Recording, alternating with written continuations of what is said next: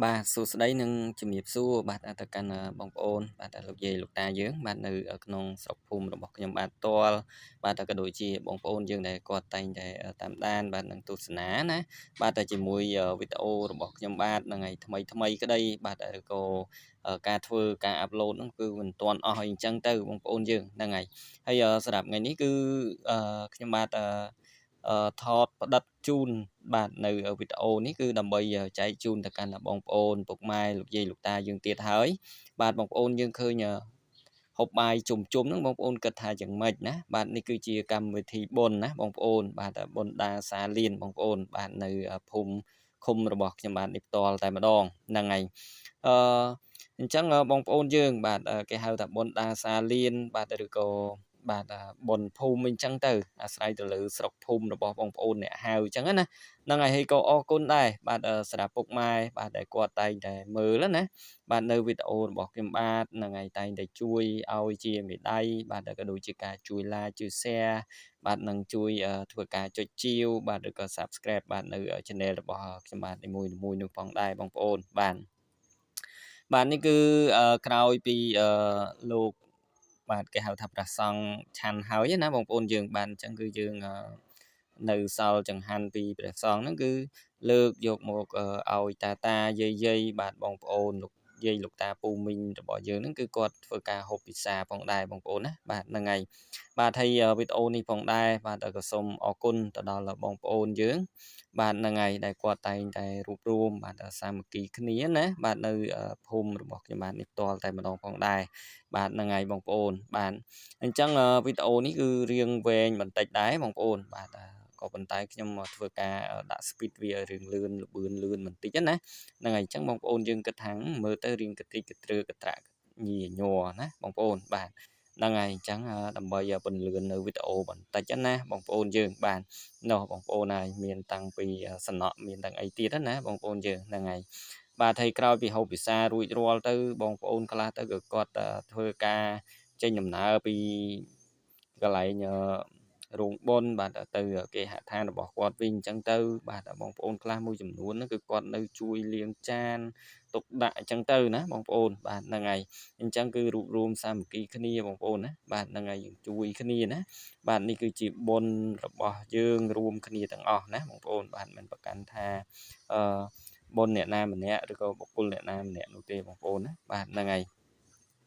បាទហើយសម្រាប់ថ្ងៃនេះផ្ទាល់ណាបងប្អូនបាទវីដេអូនេះគឺខ្ញុំធ្វើ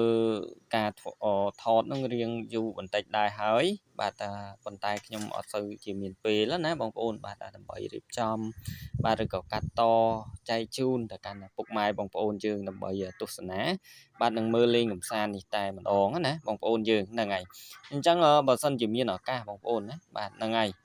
មានពេលច្រើនបាទខ្ញុំធ្វើការថតភ្លាមខ្ញុំនឹងធ្វើការអាប់ឡូតបាទចែកជូនទៅកាន់ឪពុកម៉ែបងប្អូនយើងក្នុងការមើលកម្សាន្តណាហ្នឹងហើយអរគុណដែរបាទចំពោះ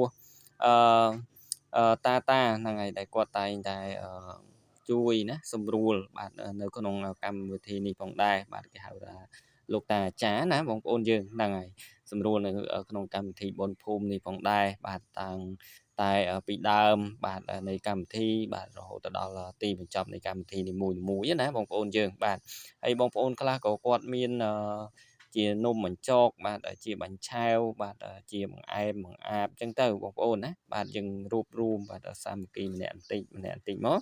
បាទយើងคล้ายជាបុណ្យមួយបាទបងប្អូនបាទនេះគឺជាបុណ្យដែល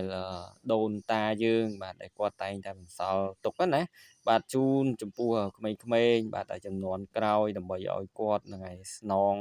ថែរក្សានៅ